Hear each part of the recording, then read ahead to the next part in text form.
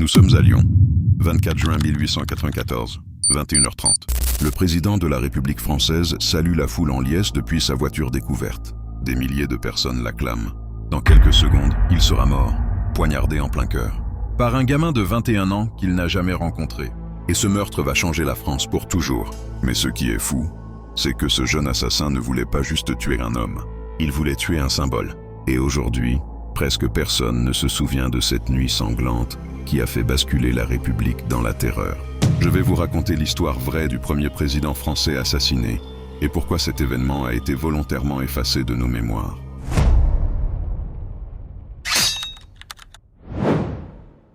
Sadi Carnot, 5 président de la République française. Un nom qui ne vous dit probably rien. Et pourtant, cet homme incarne l'un des moments les plus violents de l'histoire politique française. Ce soir-là, à Lyon, tout semblait parfait. L'exposition internationale bat son plein.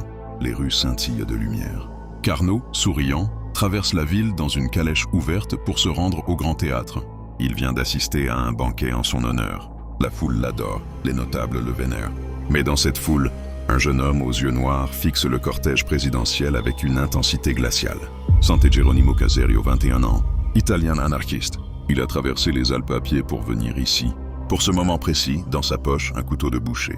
6 pouces de lame aiguisée. Son cœur bat, mais ses mains ne tremblent pas. Il sait ce qu'il doit faire. Il sait pourquoi il est là. Quand la voiture présidentielle ralentit au niveau du quai, Caserio se faufile à travers la foule. Il court, bondit. Personne ne réagit assez vite. En une fraction de seconde, il est sur le marchepied de la calèche, face au président. Leurs regards se croisent. Et là, sans un mot, il enfonce le couteau dans le ventre de Carnot. 1 fois, 2 fois, 3 fois, le sang gicle. La foule hurle. Les gardes se précipitent, trop tard. Carnot s'effondre dans les bras de son escorte, la main pressée contre sa blessure. Il murmure quelque chose d'inaudible. Ses yeux se voilent. On le transporte d'urgence à la préfecture. Les médecins tentent tout, mais l'hémorragie est trop importante. À 00h40, le président de la République française meurt, vidé de son sang, dans une chambre improvisée en salle d'opération. Il avait 55 ans. Pendant ce temps, Caserio est maintenu au sol par la foule en furie qui veut le lyncher. Les policiers doivent le protéger pour l'extraire vivant. Quand on lui demande pourquoi il a fait ça, il répond d'une voix calme, presque détachée. « Je l'ai tué pour venger mes camarades anarchistes. » Pas de remords, pas de larmes. Juste une conviction absolue. Mais qui étaient ses camarades? Et pourquoi un jeune ouvrier italien était-il prêt à tuer le chef d'État d'un pays qui n'était même pas le sien? Pour comprendre, il faut remonter quelques années en arrière, dans les bas-fonds de Paris. Là où naît une idéologie aussi pure que dangereuse. Une idéologie qui croit que la violence peut libérer l'humanité. L'assassinat de Sadi Carnot n'était pas un acte isolé. C'était l'aboutissement d'une vague de terreur qui a secoué toute l'Europe. Mais d'où venait cette rage? Qui étaient vraiment ces anarchistes? Et surtout, qu'est-ce qui a poussé un simple boulanger italien à devenir un tueur politique? Dans la prochaine vidéo, je vous plonge dans les entrailles de la propagande par le fait, cette doctrine qui a transformé des ouvriers en bombes humaines. Si tu veux comprendre pourquoi la France a basculé dans le chaos, reste avec moi. Et abonne-toi, parce que cette histoire est loin d'être terminée. On vient de voir comment Sadi Carnot est mort, assassiné en pleine rue par un anarchiste de 21 ans. Mais pour comprendre ce geste, il faut plonger dans l'enfer social de la fin du 19e siècle. Parce que Caserio n'était pas un fou isolé. Il était le produit d'une époque où la misère tuait en silence, et où certains ont décidé de répliquer par le feu et le sang. France, année 1890, révolution industrielle en plein essor. Les usines crachent de la fumée jour et nuit. Les ouvriers travaillent 14 heures par jour pour un salaire de misère. Les enfants descendent dans les mines à bas âge. Les accidents du travail sont quotidiens et personne n'en parle. Pas de sécurité sociale, pas de congé, pas de droit, juste l'exploitation brute. Et si tu te plains, la police intervient violemment.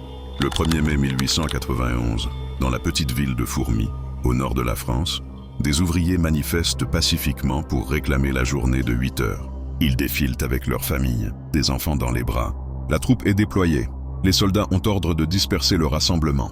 Mais au lieu de tirer en l'air, ils tirent dans la foule. À bout portant, 9 morts. 35 blessés, parmi eux, des gamins. Une fillette de 11 ans est abattue d'une balle dans le dos. Son nom, Maria Blondeau. Elle deviendra le symbole de la barbarie d'État. Cette tuerie provoque une onde de choc dans toute l'Europe. Les anarchistes, déjà en colère, basculent dans la rage pure. Pour eux, c'est la preuve que l'État est un monstre, que les mots ne servent à rien. que seul le geste violent peut réveiller les consciences. C'est ce qu'ils appellent la propagande par le fait. L'idée est simple. Un attentat vaut mieux que 1000 discours. Frapper fort, frapper haut, faire trembler les puissants. Et ils passent à l'acte. Ravachol, un jeune anarchiste, fait exploser des immeubles de magistrats à Paris. Il est guillotiné en 1892 mais devient un martyr. Auguste Vaillant, lui, lance une bombe dans l'hémicycle de l'Assemblée nationale en décembre 1893. Miraculeusement, personne n'est tué. Mais la panique est totale. Les députés hurlent, le chaos règne. Vaillant est arrêté sur place. Il crie « Mort à la société bourgeoise ». Vive l'anarchie! Son procès est expéditif. Il est condamné à mort. Mais là, un détail crucial. Vaillant supplie qu'on épargne sa vie. Pas pour lui. Pour sa fille de 6 ans, orpheline de mère, qui n'a plus que lui au monde. Il demande la grâce présidentielle. Et c'est là que Sadi Carnot intervient. Ou plutôt, refuse d'intervenir. Carnot, président de la République, a le pouvoir de gracier Vaillant. Tout le monde attend sa décision. Des intellectuels, des artistes, même des politiciens modérés demandent la clémence. Mais Carnot refuse, catégoriquement. Vaillant est guillotiné le 5 février 1894. Sa petite fille devient orpheline. Pour les anarchistes, c'est l'acte de trop. Carnot vient de signer son arrêt de mort. Il n'est plus simplement le président. Il devient le symbole de l'État assassin, le bourreau en costume. Et quelque part, dans une petite ville d'Italie, un jeune boulanger lit cette nouvelle dans un journal froissé. Son nom, San Geronimo Caserio. Et il prend une décision. Il va venger Vaillant, il va tuer Carnot. Même si ça lui coûte la vie, Caserio n'était pas un monstre. C'était un gamin pauvre qui croyait en un monde meilleur. Mais comment un simple ouvrier devient-il un assassin politique? Qu'est-ce qui se passe dans la tête de quelqu'un prêt à tuer pour une idée? Dans la vidéo suivante, je te raconte le parcours de Caserio, de son enfance misérable jusqu'au jour où il a planté son couteau dans le président. Et tu vas comprendre pourquoi, pour lui, cet acte était un sacrifice sacré. La suite est encore plus dingue. Ici, on a vu comment la France baignait dans la violence sociale, comment les anarchistes répondaient à la répression par des attentats. Mais pourquoi Caserio, un Italien qui n'avait jamais mis les pieds en France, a-t-il décidé de tuer le président de la République? Qu'est-ce qui peut pousser un homme à sacrifier sa vie pour une cause qui n'est même pas la sienne? San Geronimo Caserio est né en 1873 à Motta Visconti, un petit village près de Milan. Famille ouvrière, misère noire. Son père meurt jeune. Sa mère travaille comme servante pour nourrir les enfants. Sante devient apprenti boulanger à 12 ans. Il apprend vite, mais il observe aussi. Il voit l'injustice partout. Les patrons qui s'enrichissent, les ouvriers qui crèvent, et personne pour les défendre. À 18 ans, il découvre l'anarchisme. Pas dans les livres, dans les discussions de bistrot, dans les tracts qu'on se passe en cachette. Il dévore les écrits de Bakounine, de Kropotkin. Pour lui, c'est une révélation. L'anarchisme lui donne des mots pour nommer sa colère, une direction pour canaliser sa rage. Il commence à militer, à distribuer des journaux, à participer à des réunions clandestines. Mais en Italie, la police traque les anarchistes comme des chiens. Caserio est fiché, surveillé. Il sait qu'il risque la prison à tout moment. Alors il décide de partir, de fuir. Il traverse les Alpes à pied, clandestinement, et arrive en France début 1894. Il trouve du travail comme boulanger à Sète, dans le sud. Vie tranquille, discrète, mais son esprit bouillonne. Et puis, un jour, il lit dans le journal « Auguste Vaillant a été guillotiné, le président. Carnot a refusé la grâce. Une petite fille est devenue orpheline. » Caserio reste figé devant l'article. Il relit 3 fois. La rage monte. Pas une rage impulsive, une rage froide, calculée. Il se dit « Vaillant a donné sa vie pour réveiller les consciences. Carnot l'a assassiné. Quelqu'un doit venger Vaillant. Et ce sera moi. Pourquoi lui ? Parce qu'il n'a rien à perdre. Pas de famille, pas d'attache, pas d'avenir. Il a 21 ans, mais il se sent déjà vieux. Fatigué de voir le monde tel qu'il est. Il veut frapper un grand coup. Un coup qui fera trembler les puissants. Un coup qui montrera au peuple que les tyrans ne sont pas intouchables. Il échafaude son plan. Il sait que Carnot doit se rendre à Lyon fin juin pour l'exposition internationale. Caserio quitte son travail, prend un train, achète un couteau de boucher, se mêle à la foule et attend, il n'a pas peur. Il se sent en paix. Pour lui, ce n'est pas un meurtre. C'est un acte de justice, un sacrifice. Quand il plante le couteau dans le ventre de Carnot, il ne ressent rien, ni plaisir, ni culpabilité. Juste un soulagement. Il a fait ce qu'il devait faire. Quand les policiers l'interrogent, il ne cherche pas à fuir. Il assume totalement. Il déclare « J'ai tué Carnot parce qu'il a fait guillotiner Vaillant. Il fallait que quelqu'un le punisse. Je ne regrette rien. À son procès, il refuse de se défendre. Il refuse un avocat. Il veut juste transformer le tribunal en tribune politique. Il hurle « Vive l'anarchie !» À bas la société bourgeoise. Les juges le condamnent à mort. Évidemment, Caserio ne demande aucune grâce. Il monte à l'échafaud le 16 août 1894, 2 mois après l'attentat. Ses derniers mots « Courage, camarades ! Vive l'anarchie !» La lame tombe. Il a 21 ans. Caserio est mort en croyant qu'il changerait le monde. Mais est-ce que son geste a vraiment servi à quelque chose? Ou est-ce qu'il a juste précipité une répression encore plus violente? Dans la vidéo suivante, je te montre comment l'assassinat de Carnot a déclenché une vague de lois ultra-répressives qui ont étouffé le mouvement anarchiste. Et comment, paradoxalement, cet attentat a marqué la fin de la violence politique en France. Si tu veux savoir comment un meurtre peut changer les lois d'un pays, reste connecté. Caserio vient de mourir guillotiné, convaincu d'avoir vengé ses camarades. Mais ce qu'il ne savait pas, c'est que son geste allait provoquer exactement l'inverse de ce qu'il espérait. Au lieu de libérer le peuple, il venait de donner au gouvernement le prétexte parfait pour écraser définitivement l'anarchisme. Et croyez-moi, ils ne se sont pas gênés. 24 juin 1894. Carnot meurt, la France entière est sous le choc. Un président assassiné, en pleine rue, devant des milliers de témoins. C'est du jamais vu. La presse s'enflamme. Les journaux titrent « L'anarchie frappe au cœur de la République ». Les politiciens hurlent à la barbarie. Il faut une réponse forte, immédiate, et elle arrive vite. Dès juillet 1894, le Parlement vote en urgence un ensemble de lois qu'on appellera plus tard les lois scélérates. Scélérates. Le mot est choisi par les anarchistes eux-mêmes, parce que ces lois sont une déclaration de guerre totale contre eux. Première mesure, toute personne qui fait l'apologie de la propagande par le fait peut être condamnée à 5 ans de prison. Pas besoin d'avoir commis un attentat, juste d'en avoir parlé favorablement. Dans un journal, dans un café. Peu importe, tu parles d'anarchisme, tu vas en prison. Deuxième mesure, les journaux anarchistes sont interdits. Leurs rédactions perquisitionnées, leurs imprimeries fermées. Tout ce qui ressemble de près ou de loin à de la propagande anarchiste est saisi. Des centaines de militants sont arrêtés. Certains n'ont même jamais participé à un attentat. Ils ont juste lu les mauvais livres, côtoyé les mauvaises personnes. Troisième mesure, les procès sont expédiés. Plus de présomption d'innocence, plus de débats contradictoires. Tu es suspecté d'anarchisme? Tu es coupable, point final. On estime qu'entre 1894 et 1895, plus de 1000 anarchistes sont emprisonnés ou exilés.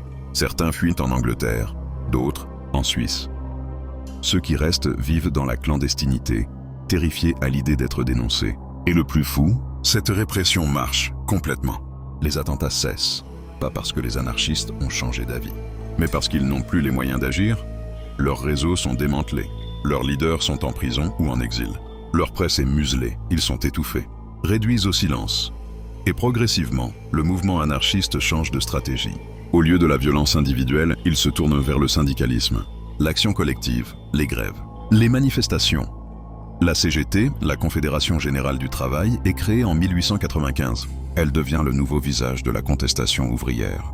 Pas de bombes, pas de couteaux, juste des millions de travailleurs qui font grève en même temps. Et ça fait beaucoup plus peur aux puissants qu'un attentat isolé. Mais il y a une ironie terrible dans tout ça. Caserio voulait réveiller les consciences. Il voulait montrer que les opprimés pouvaient frapper les oppresseurs. Mais son geste a juste donné au pouvoir la légitimité pour écraser encore plus fort.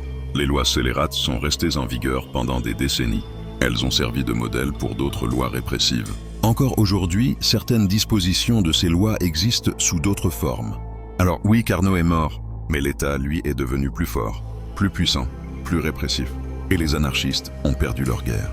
Pas sur le champ de bataille, mais dans les prétoires, dans les commissariats, dans l'opinion publique qui les voyait désormais comme des terroristes, pas comme des résistants.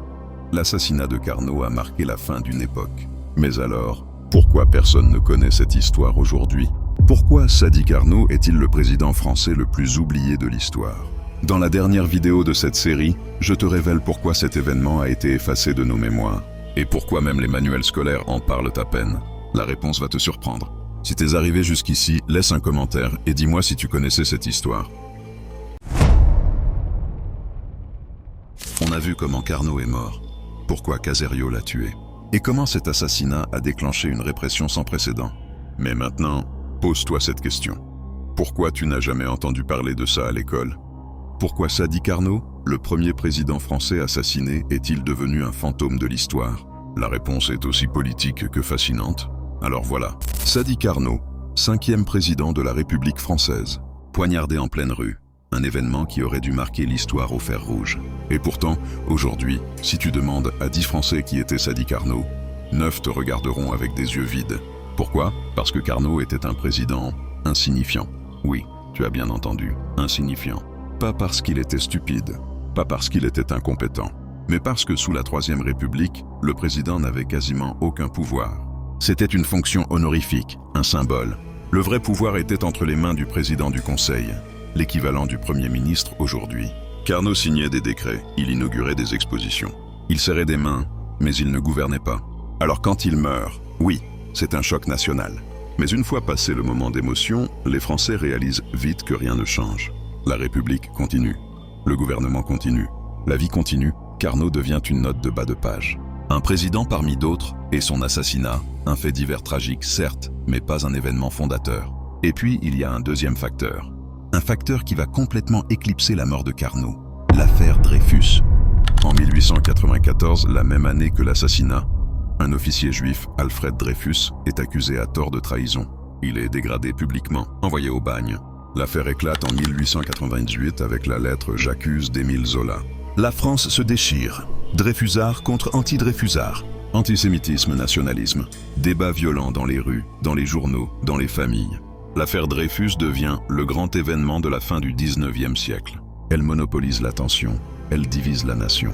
Elle redéfinit la politique française. Et dans ce tourbillon, Carnot disparaît. Complètement, son assassinat est oublié, effacé, remplacé par un scandale judiciaire infiniment plus captivant. Parce que l'histoire, voyez-vous, ne retient pas les faits, elle retient les récits. Et le récit de Dreyfus était bien plus puissant que celui de Carnot. Mais il y a une troisième raison, une raison plus sombre, plus cynique. Le gouvernement français a volontairement minimisé l'assassinat de Carnot. Pourquoi ? Parce qu'en faire un martyr aurait signifié reconnaître que l'anarchisme était une menace sérieuse, que la violence politique était un problème profond. Or, le pouvoir préférait raconter une autre histoire, celle d'un fou isolé, d'un déséquilibré. Caserio n'était pas un révolutionnaire, juste un criminel, un cas psychiatrique. Cette narrative permettait de désamorcer la peur, de rassurer les Français, et surtout, de ne pas donner trop d'importance aux anarchistes. Ne jamais les traiter comme des héros, ne jamais en faire des symboles, les écraser dans l'oubli, et ça a fonctionné. Aujourd'hui, presque personne ne connaît Caserio, presque personne ne connaît Carnot. Leur histoire a été enterrée sous des décennies de silence, et c'est peut-être ça le plus effrayant. L'histoire n'est pas écrite par les vainqueurs, elle est écrite par ceux qui contrôlent le récit. Et parfois, le meilleur moyen de vaincre un ennemi, ce n'est pas de le combattre, c'est de l'effacer, de faire comme s'il n'avait jamais existé. Carnot est mort dans 1940. Mais on l'a tué une seconde fois en l'oubliant. L'histoire vraie du premier président français assassiné. Une histoire de violence, de rage, de répression. Une histoire qu'on ne te raconte jamais, parce qu'elle dérange, parce qu'elle pose des questions inconfortables. Est-ce que la violence peut changer le monde? Est-ce que le sacrifice de Caserio a servi à quelque chose? Ou est-ce qu'il a juste nourri la machine répressive qu'il combattait? Je te laisse y réfléchir. Mais une chose est sûre, l'histoire qu'on oublie est celle qui risque de se répéter. Alors, je te lance un défi. Partage en commentaire un personnage ou un événement historique que l'école a oublié de nous apprendre. Les meilleures histoires seront partagées. En attendant, dis-moi ce que tu penses de cette affaire en commentaire. Abonne-toi, active la cloche, et on se retrouve bientôt pour déterrer d'autres secrets. Salut!